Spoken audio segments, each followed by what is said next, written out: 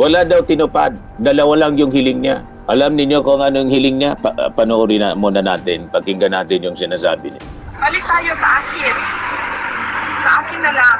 Dalawa lang ang hiningi ko eh. Nung pumayag ako na tumakbo sa tandem niya. O ngayon, ito pa yung mga statement dito. O buti pa ito si Manny. Bakit po, Ted? Ang dami ng mga, for the first time, ang dami accomplishment na Marka daw niya, Ken, sa ating Pangulo. Sa mga appreciate at saka for the first time na Yan ang mga truthful na mga reactions mga kababayan. Pero itong mga gunggong na mga salot na senador, huwag kayo nagpapaniwala sa kanila, mga kababayan. Puro kasinungalingan. Ito yung nagbabagang mga balita at pagtalakay sa mga isyu na lipungan. Bulsa, opinyon, banat at paglalantad sa katotohanan. Bulsa, what you see is what you get. You decide. Kumusta ka mo, mga kababayan? Ako tabian sa inyong amigo sa live streaming, si Dante Maravillas. Ito, sabi ni Sarah, dalawa lang ang hiniling ko, hindi niya tinupad. Kaya siya galit, puro personal lang. Wala daw tinupad, dalawa lang yung hiling niya. Alam niyo kung anong hiling niya? Panoorin na muna natin, pakinggan natin yung sinasabi niya. Yung helicopter, yung chopper, presidential chopper, yung isa. Hiniling daw niya sa ating Pangulo na yung presidential chopper, gamitin niya personal. Saan ka nakakita? Personal mong lakad para maghatid sundo sa kanya. Padabaw kasi yung anak daw niya kailangan niyang laging nakikita, so kailangan niyang presidential chopper. Siguro pwede siyang pagbigyan 1-2 beses, pero kung daily routine yun na yung gagawin po sa kanya, anong klaseng vice presidente ka na gano'n ang gusto mong mangyari? Si Leni Robredo nagbabas, walang confidential fund si Leni Robredo. Pero si Leni Robredo at least may pakinabang. Kahit papano, may nagawa si Leni Robredo kahit spare tire siya, kahit hindi ko yun gusto. Ngayon nagugustuhan ko na si Leni kasi kahit kalaban siya ng ating Pangulong Bongbong Marcos lumaban. Pero ngayon nananahimik siya kasi nakikita na na-appreciate niya may ginagawa yung ating Pangulo. balik tayo sa akin. Sa akin na lang. Dalawa lang ang hiningi ko eh.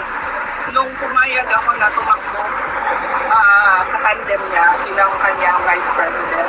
Yung isa doon, 1 pa lang hindi na niya sinulod. Wala pang 1 year. Ito lang yon.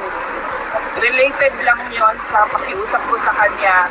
Kailangan ko gawin gabi-gabi para sa aking mga anak kasi bata pa yung mga anak ko. Wala siyang... Pero personal. Sige, sabihin na natin nung personal yan eh. Pwede naman hindi ito pa rin yan. Okay, fine. Doon tayo sa 20 ang bigo. Tinupad ba hindi? May makukulong before Christmas. Yung hatid sundo ng chopper, presidential chopper, kaya nanggigigil siya. Hindi daw tinupad. So gusto niya, Sa akin na lang. gusto niya mga kababayan, personal ang gamit ng presidential chopper. Gawin niyang personal taxi, air taxi. Hatid sundo, Manila Davao, para daw yung anak niya masundo niya, makita niya. Palagi. Si presidente ka papaganyan. So gagastusan lahat ng ating gobyerno yung hatid sundo sa iyo para makita mo yung anak. Kasi niya pumayag ako maging presidente. Ganon ka-espesyal. Tingin niya, prinsesa siya, na dapat yung mga personal na pangangailangan niya ng kanyang buong family, yung anak niya, dapat lahat sagot ng gobyerno. Payag kayo sa ganun po. Hatid sundo. So pinagbigyan siya ilang beses. Then afterward, hindi na po kasi sobra naman. Ang presidential chopper po, kaya presidential chopper, that is for the service of the president sa mga lakad niya na hindi personal po, hindi pangatid sundo ng pamilya ng ating Pangulo, kundi sa mga binilihan ng ating gobyerno para sa mga opisyal na lakad ng ating Pangulo. Gusto niyang gamitin personal at nang pinagbigyan siya, mga kababayan, at afterwards, tinigil, galit na galit, nanggigigil siya. At yung hindi pa daw tinupad, yung 20 pesos na... Dalawa lang ang hiningi ko eh. Nung pumayag. 20 pesos na bigas. May 20 pesos na bigas po para sa mga hirap. Anong hindi tinupad? Mayroong 20 pesos na bigas para sa mga mahirap. Pero siyempre, yung mga hindi mahirap, kaya naman na bumili ng 40 pesos na bigas. Bakit hindi mo itanong sa tatay mo na nag-promise ng 7 pesos per kilong bigas, walang natupad. Bakit hindi ka nagagalit sa tatay mo? Kumusta naman yung sinabi ni Digong, 3 to 6 months, tapos na yung war on drugs? Yung droga, hanggang ngayon may droga pa. Pero walang EJK. Hindi tinupad ni Digong. Pero tuwang-tuwa kayo. May sinabi ka na masama? Yung ating Pangulo ba nagsalita ng masasama? Kasi si Digong hindi man tinupad yung kanyang promise na 7 pesos na bigas. At saka yung war on drugs na tatapusin niya 3 to 6 months. May narinig kayong masamang salita mula sa ating Pangulo at sa kanyang pamilya. Di ba wala? Ang ginawa niya, yung mga hindi niya nila nagawa, ginagawa ngayon ng ating Pangulo. Tama po, mga kababayan. May makukulong before Christmas. Yung makukulong daw before Christmas. Balik tayo sa akin. Yung sa flood control, wala daw nakulong. Wala nang nakulong before Christmas, pero ngayon marami nang nakulong. Pero may nakulong sa totoo lang, mali pa rin. Kailan ba nakulong siya, no? Si Bong Revilla? Before Christmas yon, di ba? Yung mga Diskaya, before Christmas yon, di ba? Pero yung mga senador, kasi may due process. Hindi man po pwede na ura-urada. Pero mali ang sinasabi ni Duterte na walang nakulong until today. Anong tingin mo kay Jinggoy? Jinggoy nakulong. Si Bonoan nakulong. Si Marcoleta nakulong. Ang unang nakulong, yung tatay mo. Marso pa lang nakulong na. Yung tatay mo na walang ginawa sa flood control. Although, yung kaso nun, yung EJK. Pero just the same, maraming nakulong. Other crimes na nakulong. Si Tebes nakulong. Si Pacquiao nakulong. Sino yung mayor nga? Napugo. Si Alice Goo nakulong. Ilan na yung wanted ngayon? Si Atong Ang wanted. Nagtatago. Si Bantag nagtatago. Si Harry Roque nagtatago. Si Saldico nagtatago. Si Bato de la Rosa nagtatago. O bakit hindi kayo tumulong na i-surrender itong mga nagtatago kaysa magsalita na kayo na magsalita na walang nakukulong, na hindi man totoo na walang nakulong? Yung recent pa nga lang, si Marcoleta nag-rally. After ng rally ng INC, nakulong. At malapit na rin po kayong makulong pag hindi kayo kinonvict ng impeachment court. Malamang yung DOJ ang gumalaw. Kasi yung involved dito, mga kababayan na 612 million confidential funds. At yung namumuro na ngayon na pwedeng susunod kay Marcoleta, yung isa mo pang kaalyado. Dahil sa kaldero, dahil sa alleged flood control, double collection, double billing, double payment sa Taguig, si Alan Peter Cayetano. Kaya ito mga statement po ninyo, puro fake news. Wala daw nakulong. Balik tayo sa akin. Sa akin na lang. Dalawa lang ang hindi ko nung pumayag ako na tumakbo sa tandem niya. Napakasinungaling. Yung sagot, 1 pa lang hindi na niya pinulong. Wala pang 1 year. Isa lang yun. Related lang yun sa pag-uusap ko sa kanya sa kailangan kong gawin gabi-gabi para sa aking mga anak kasi bata kayo ng mga anak ko. Para sa kanyang anak. Hindi na tinupad ko. Sige, sabihin na natin personal yan Pwede naman dito pa rin yan, Okay, fine. Doon tayo sa 20 ang bigas. Tinupad ba hindi? Tinupad. Yung 20 pesos yung bigas. May 20 pesos na bigas sa market until today. Tinupad niya. Yung nakulong, tinupad din niya. Marami nang nakulong. At marami din, 500 million nabawi. Parte ng SONA kahapon. Napakalinaw ng SONA, mga kababayan ng ating Pangulo kahapon. Ngayon, ang tanong, kumusta naman yung tatay mo? Ni 5 na duling, walang na-recover. Yung mga luxury vehicles ni Diskaya, di ba pinasubasta ng ating Pangulo? Nabalik na sa treasury. Basta total, 500 million nabalik sa treasury. Kaya yung sinasabi ni Amy Marcos na budol, kayo yung budol Una, kung naniniwala kayo na budol yung kapatid po ninyo, kasama kayo sa nambudol sa amin. Tama? Kayo yung nagtulak. Kung hindi ninyo itinulak sana, di ako, kay Leni Robredo na. Kung walang Bongbong Marcos na kandidato, kay Leni ako. Kasi Bicolano ako. Binodol nyo kami. Pinatakbo mo yung kapatid mo Ayan tuloy, Bicolano ako. Galit na galit yung mga Bicolano kong mga kababayan. Kasi Bongbong Marcos ako. Ang problema, nang hindi mapagbigyan yung mga personal ninyo na kapritsyo, inabandon ninyo yung inyong kapatid. Pero kami, tuloy kami kasi nakikita namin yung mga promises ng ating Pangulo, tinutupad niya yung pabahay, yung electrification. Makita ninyo, pati yung system loss, pinapatanggal na niya. Yung VAT, pakinggan ninyo po. Kahapon, kaya nga standing ovation yung mga senador. Ngayon, ito pa yung mga statement dito. O buti pa ito si Manny Pacquiao. Ikuhan ko sa inyo yung sabi ni Manny Pacquiao. Kalaban ito ng ating Pangulo.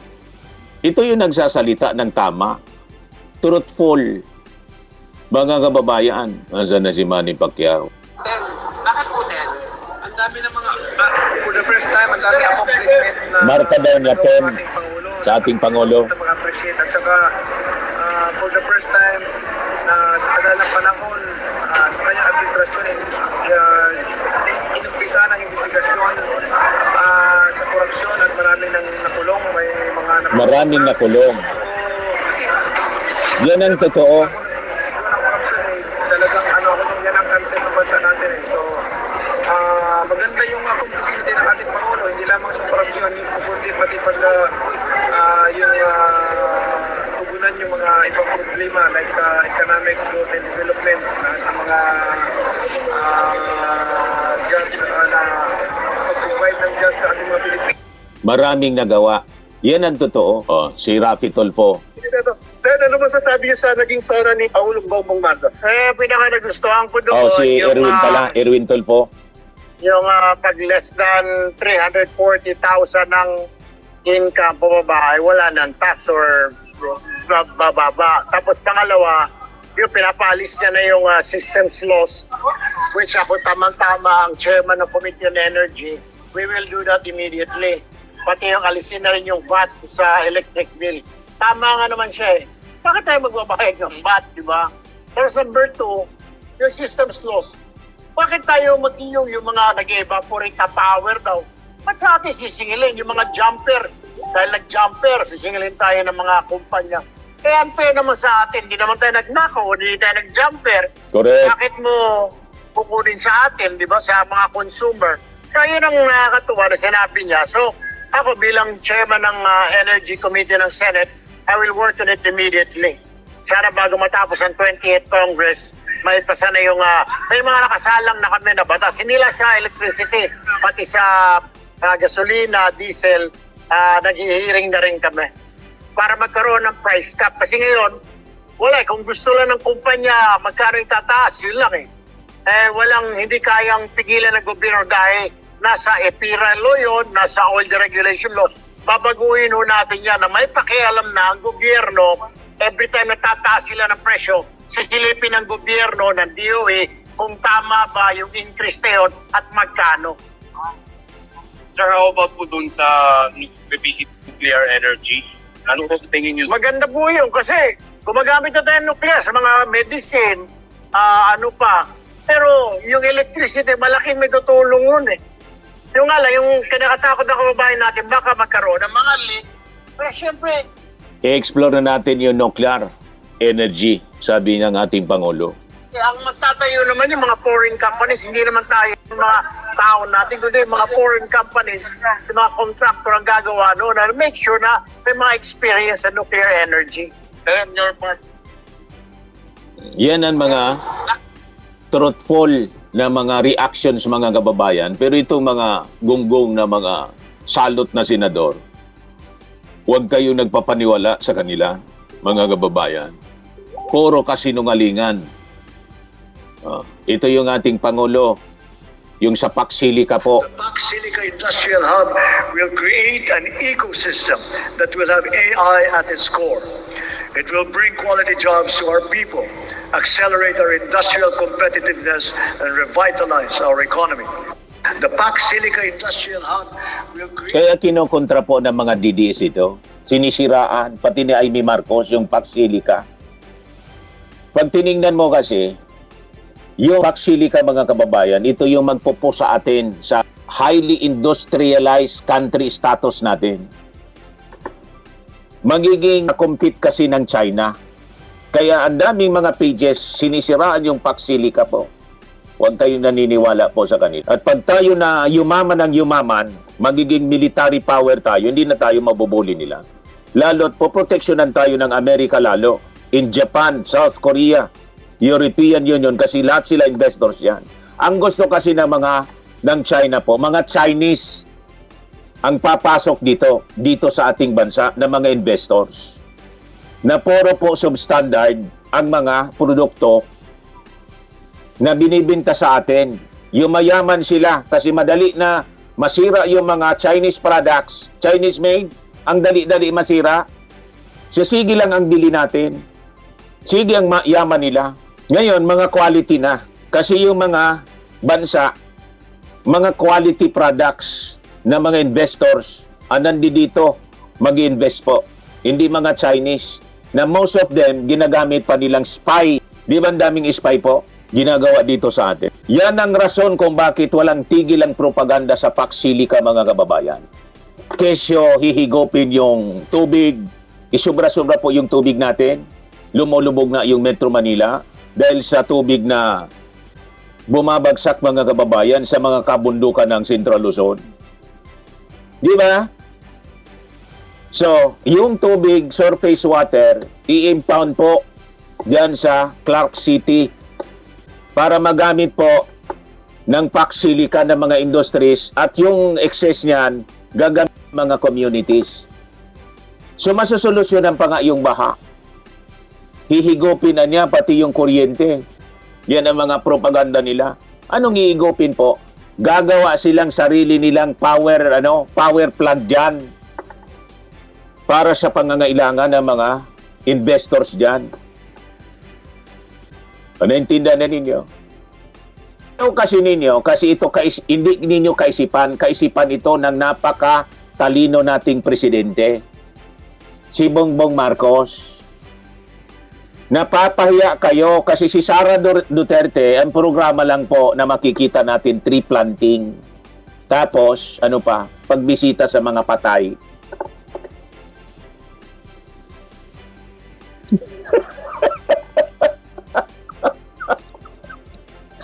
Yan ang gusto nilang maging presidente.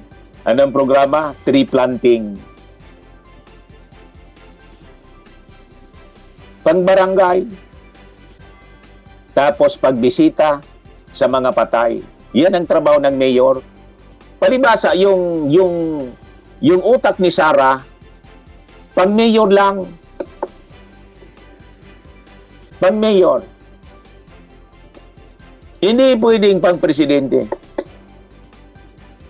Naging vice-presidente siya kasi nagtandem, nakipag-unity team sa ating Pangulo.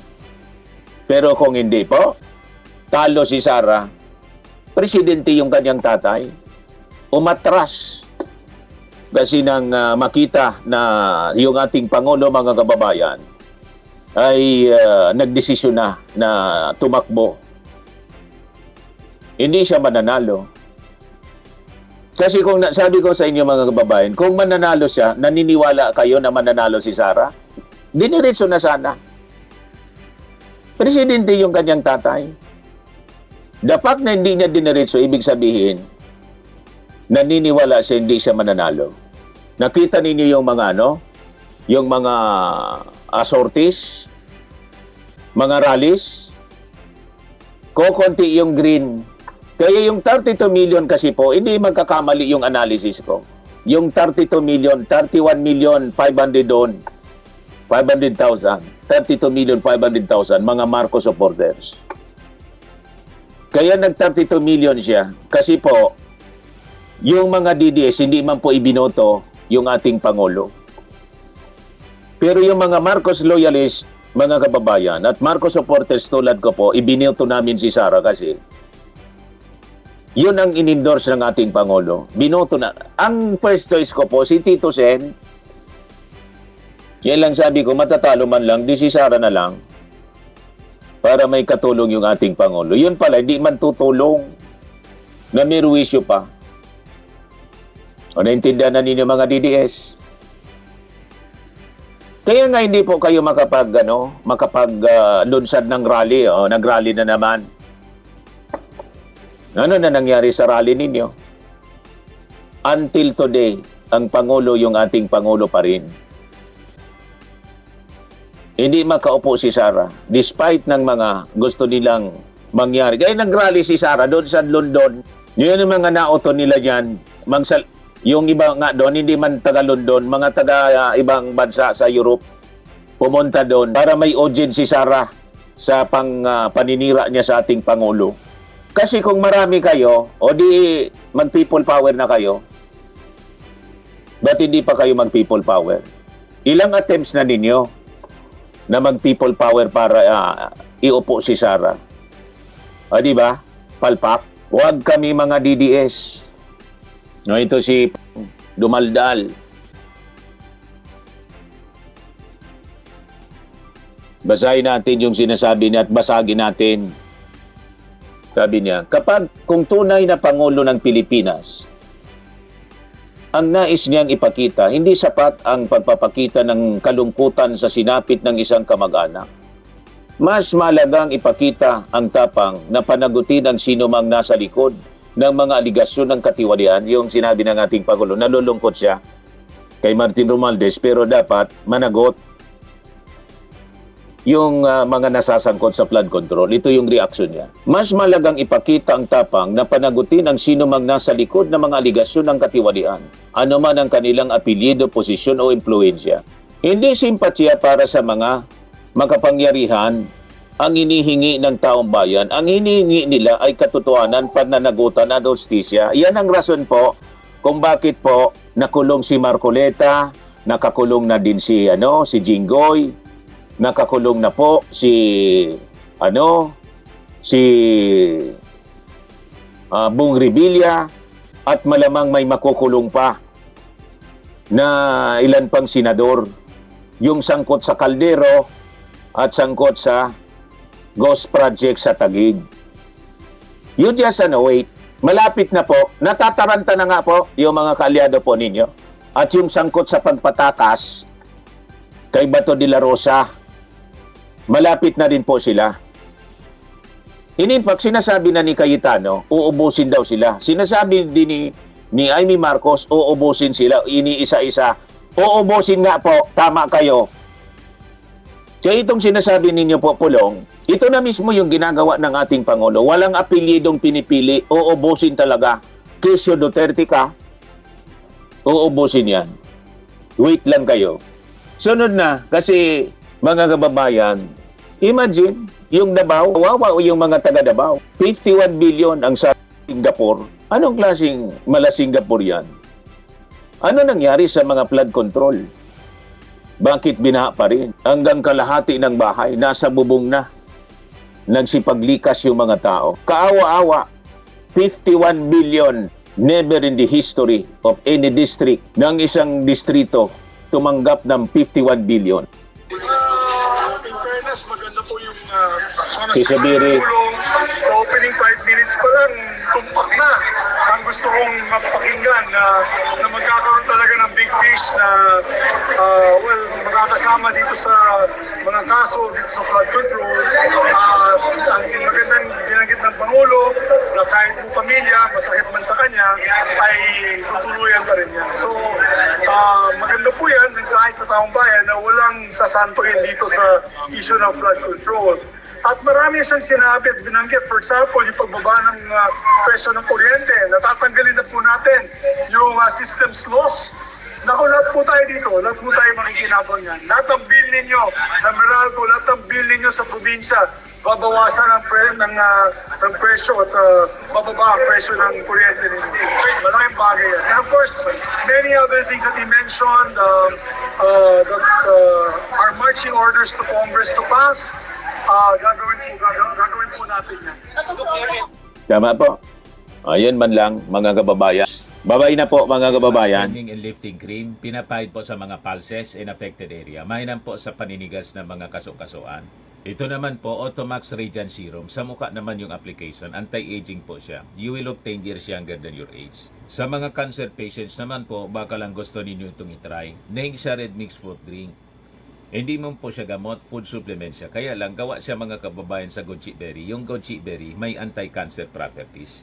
O ngayon, yung mga inquiries ninyo, dumiritso na lang kayo sa aming messenger sa Facebook para masagot namin agad.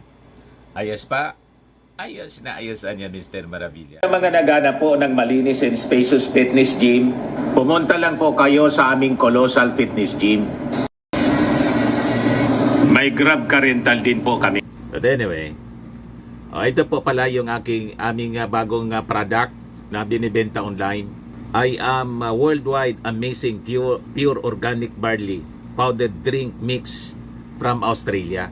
Negosyo to ng aking anak na architect entrepreneur Riz Maravillas. Ayan po. Kontakin na lang po ninyo siya, Riz Maravillas on Facebook. Ang mga health benefits niya, boost immunity, improves digestion, enhance energy levels, packed with antioxidants, prevent cancer. Ito naman po yung bago naming product na binibenta online. Eye Glow Serum, whitening po siya. Tingnan ninyo yung epekto sa aking anak na architect before and now. Yung mga inquiries po ninyo, dumiretso na lang kayo sa kanyang Facebook account, Riz Maravillas.